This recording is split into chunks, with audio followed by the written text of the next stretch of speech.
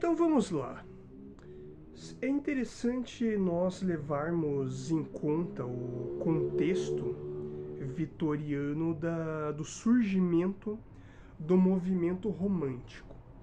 As pessoas geralmente têm um entendimento do romantismo como sendo um movimento estético, um movimento literário, aquela coisa que você vai aprender em aulas de literatura do ensino médio, das 3 fases do romantismo, mas na verdade o romantismo ele surge como uma oposição ao materialismo que se torna tão vigente no século XIX, já que nessa época nós temos a Revolução Industrial na França e na Inglaterra, nós temos o surgimento do socialismo científico de Karl Marx, as teorias do Darwin.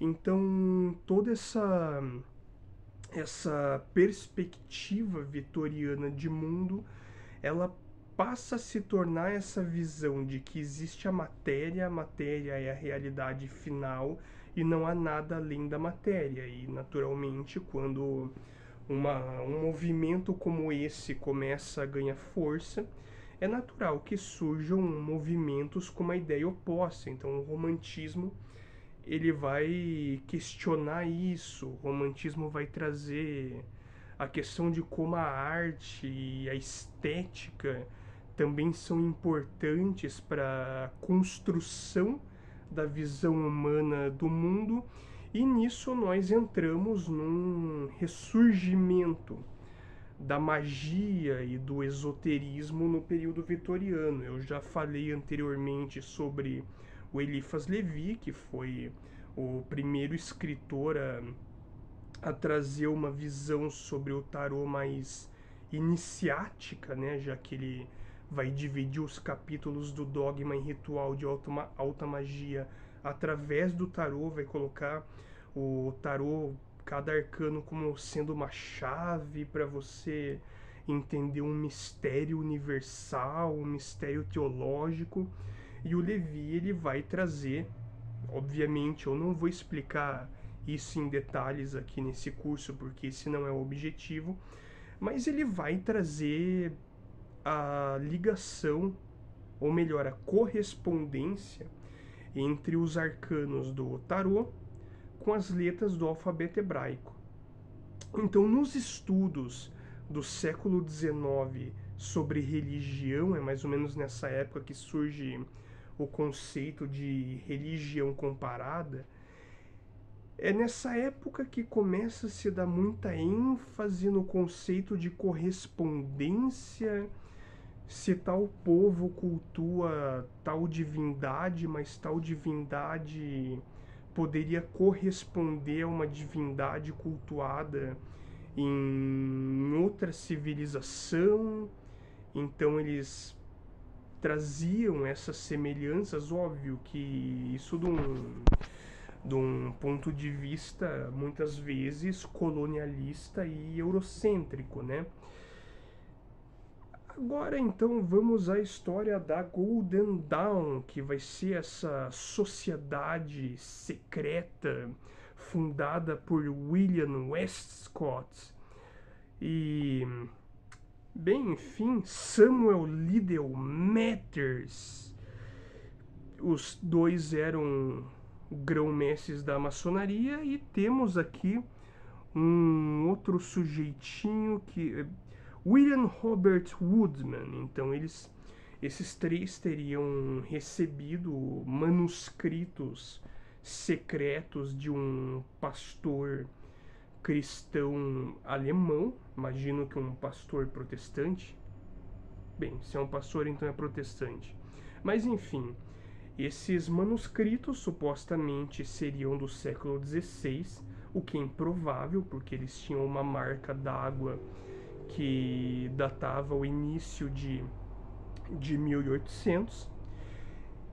E, bem, eles passaram um bom tempo estudando esses manuscritos que estavam em código e acabaram finalmente decifrando o mesmo e descobrindo que teria uma série de rituais e ensinamentos místicos contidos neles. Há quem especule que esses manuscritos teriam, na realidade, sido escritos pelo próprio Eliphas Levi, mas esses membros da Golden Dawn vão dizer que esses manuscritos foram escritos por uma sociedade secreta alemã, e eles vão entrar em contato com um personagem anônimo que seria um líder dessa sociedade secreta alemã e vão pedir permissão, daí no caso, para abrir uma sociedade na Inglaterra baseada nesses ensinamentos, e através de cartas o líder da sociedade alemã dá essa permissão para Golden Dawn, para os 3 membros iniciais da Golden Dawn, e eles fundam essa sociedade que vai ter como principal doutrina a ideia de que existem seres transcendentais conhecidos como chefes secretos, que seriam os legítimos líderes. Os chefes secretos seriam chefes acima do MacGregor Matters, acima do Woodward, enfim, seriam realmente seres iluminados que supostamente estariam guiando a evolução da humanidade, algo meio parecido com o conceito que a Helena Blavatsky, que é mais ou menos dessa época, vai criar também de fraternidade branca, né? Mas qual que é a relevância da Golden Dawn para a história do tarô? Bem, vai ser durante o período da Golden Dawn que vai surgir esse deck, que é o mais utilizado até hoje, que é o deck Rider-Waite. Vocês podem observar aqui a carta a carta do mago, ela não mais representa um mero malabarista. O mago agora ele representa o homem perfeito, em harmonia com os 4 elementos. Nos decks anteriores, como eu posso exemplificar aqui, pelo meu deck de Marsella, nos decks anteriores, quando você tem uma carta, ela uma carta dos arcanos menores, que são os arcanos as cartas que estão nos 4 naipes e não que façam parte das 22 maiores, você só tem, por exemplo, essa aqui é o 8 de copas, então você literalmente só tem 8 copas aqui, 8 taças. Enquanto no deck da Golden Dawn, você, nos arcanos menores, você vai ter imagens. Esse aqui é o As de copas, na verdade ele realmente só tem uma copa, mas esse aqui é o 6 de copas, então ele não é só 6 taças.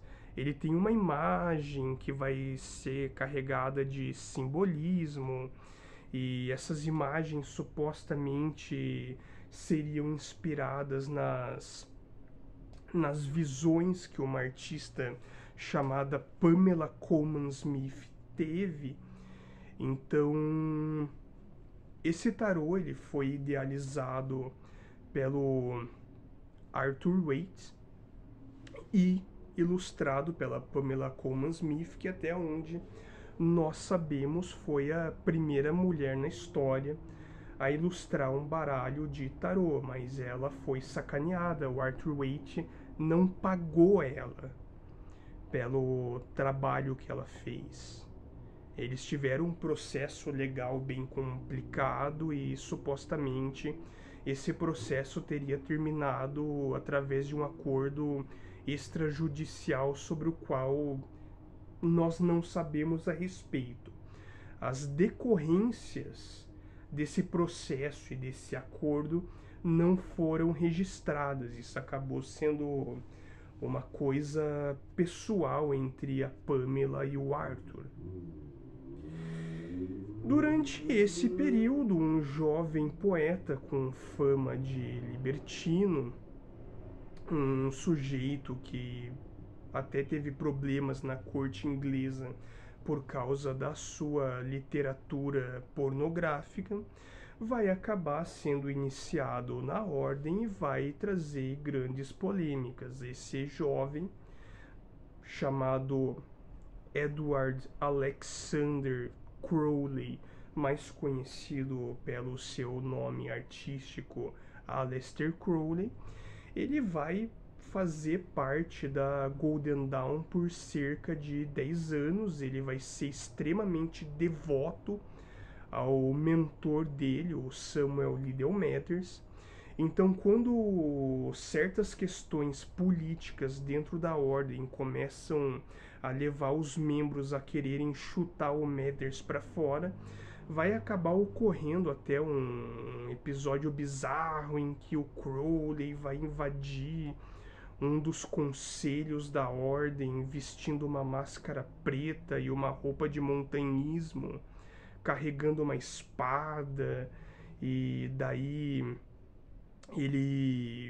vão acabar chamando a polícia nessa situação, e nisso vai acabar surgindo toda a rivalidade entre o Crowley e aquele poeta irlandês William Butler Yeats, que foi vencedor de um prêmio Nobel, talvez mais de um, mas se eu não estou errado, ele ganhou o prêmio Nobel uma vez, William Butler Yeats.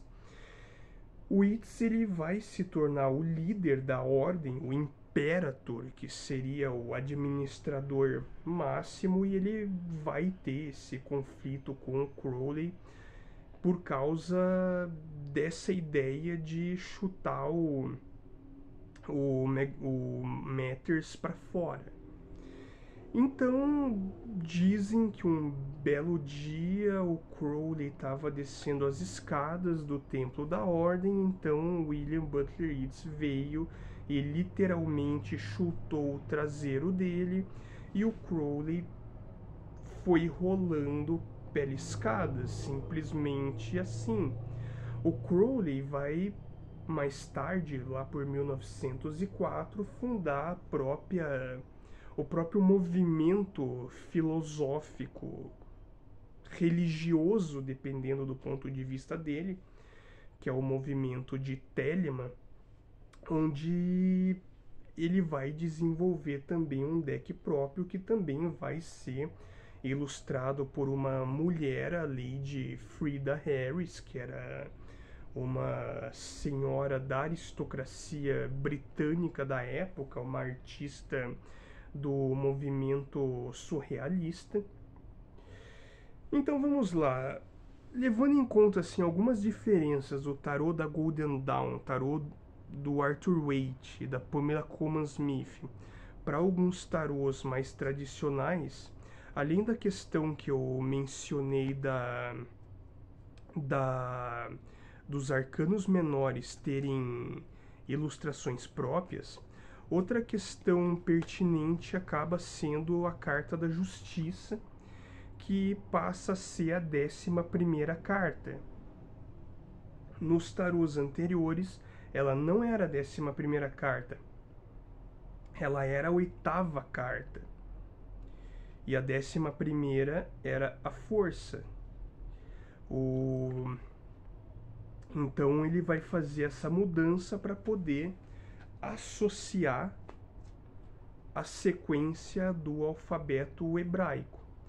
Isso daí vai ser uma coisa que o Crowley vai acabar no deck de tarô dele, que é o deck de Thoth. O deck de Thoth, ele vai ser o primeiro deck a transmitir, a utilizar símbolos de religiões orientais, como Yin Yang, enfim, nessa própria imagem aqui, os 5 de ouros, você pode ver os 5 tátuas, que são 5 símbolos tibetanos que representam os elementos. Então, nesse deck você vai ter toda essa riqueza de imagens orientais mescladas com imagens de religiões ocidentais. Aqui você pode ver o Yin Yang, que é um símbolo taoísta chinês. Você vai ver várias referências ao tantrismo misturado com símbolos de alquimia europeia.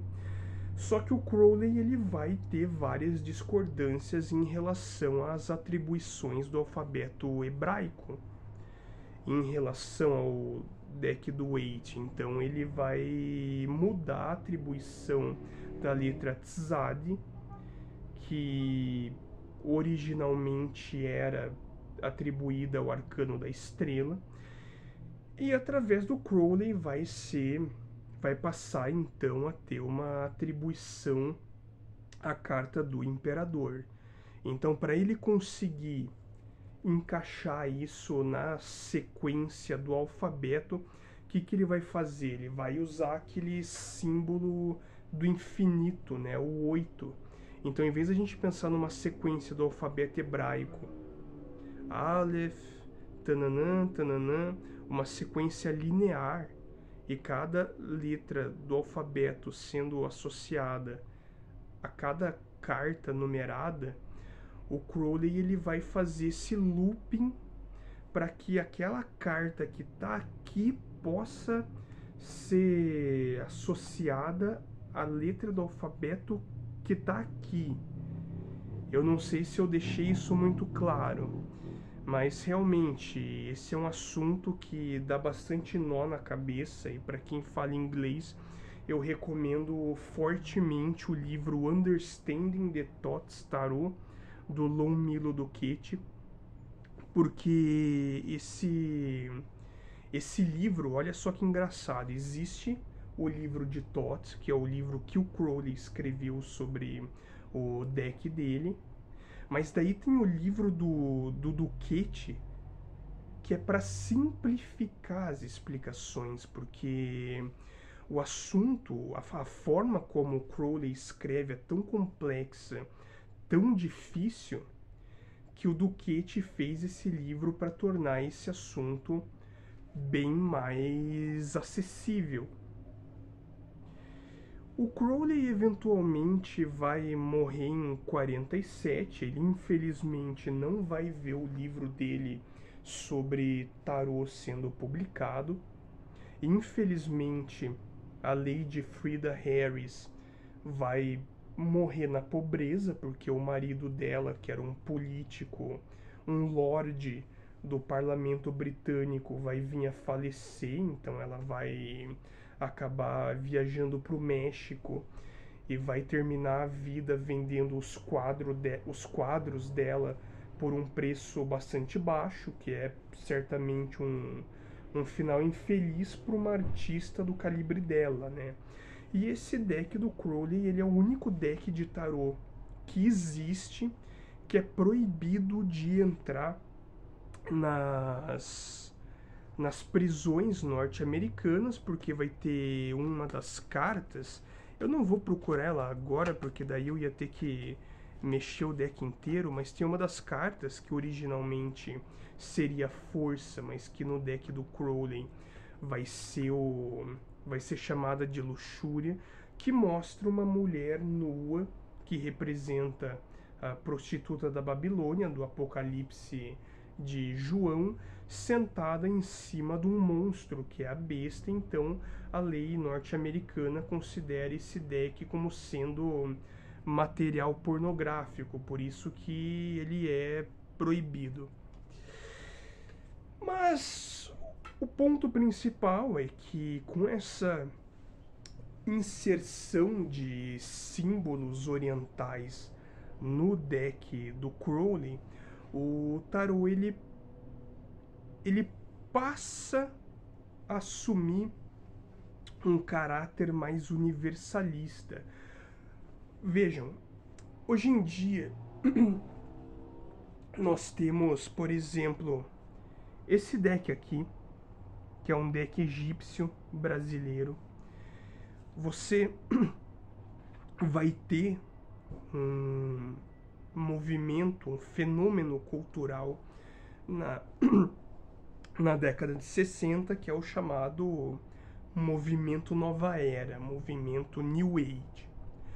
O movimento New Age, ele vai criar uma espécie de nova religiosidade que vai buscar não ser baseada em dogmas, unir conceitos orientais de espiritualidade com conceitos ocidentais, vai buscar ter uma visão mais holística sobre a espiritualidade, então vai ser uma espiritualidade não institucionalizada, geralmente, não pelo menos, muitas vezes uma espiritualidade pessoal.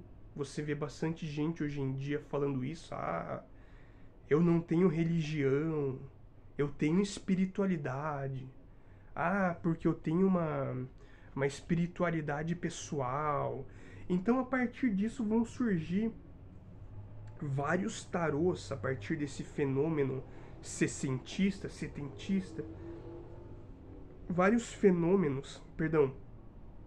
vários decks de tarô que vão trazer elementos de várias religiões do mundo. Então eu tenho, por exemplo, esse deck aqui, que é o deck dos orixás, é o tarô sagrado dos orixás, que foi criado por um autor chamado Zordak. Eu confesso que eu não sei quem é esse cara, eu já pesquisei sobre ele. Então esse é um deck bem brasileiro, porque as imagens são baseadas nas religiões de matriz africana, mas que se estabeleceram aqui na América Latina, então seria um deck afro-americano, vamos colocar dessa forma. Nós vamos ter decks associados à cultura pop. Vejamos. Eu tenho essa belezinha aqui que é um deck em estilo mangá, que foi desenhado por um autor de mangá bastante famoso, o Hirohiko Araki. Então, o tarô ele vai passar a ter também esse caráter mais comercial, às vezes menos iniciático.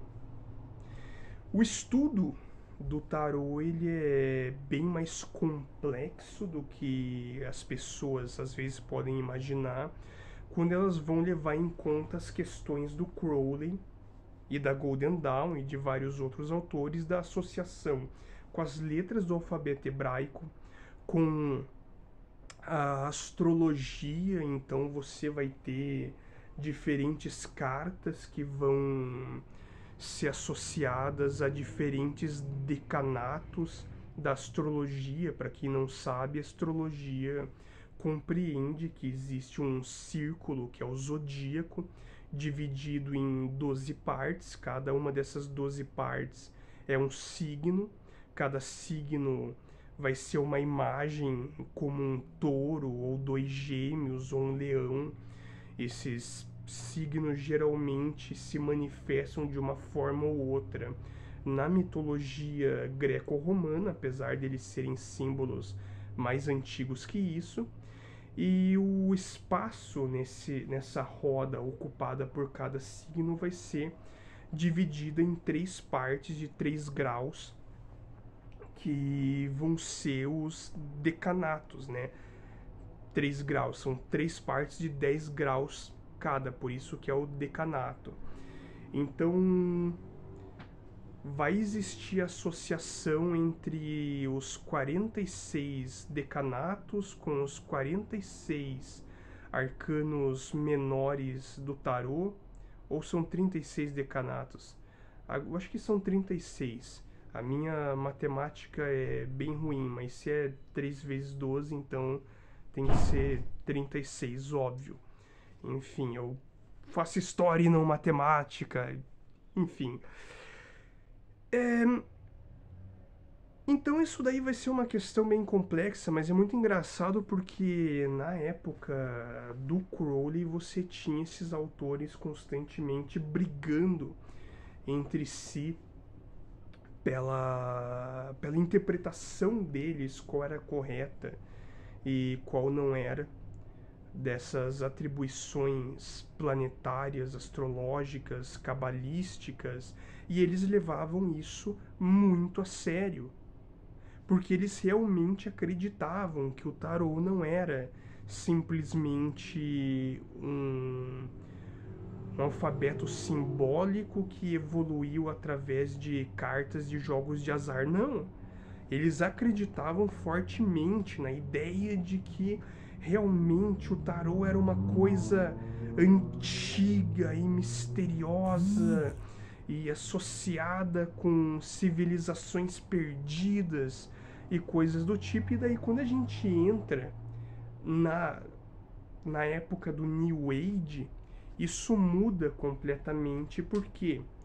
Porque hoje em dia as pessoas vão ter uma visão do tarô como algo mais aberto à interpretação pessoal, que você vai jogar as cartas e vai permitir que a sua intuição te traga respostas, e assim vai. Então eu espero ter entretido vocês com esses aspectos mais históricos. O próximo vídeo vai ser uma explicação curta sobre o significado de algumas cartas e sobre a estrutura, porque talvez eu devesse ter gravado esse vídeo antes sobre estrutura para facilitar algumas explicações, mas em todo caso, eu não vou dar um curso completo de tarô, ou como jogar tarô, ou como fazer mandinga com tarô. Esse é um curso sobre a história do tarô. Então o próximo vídeo vai ser uma espécie de vídeo bônus, mais para trazer um entendimento um pouco mais digerível, digamos assim.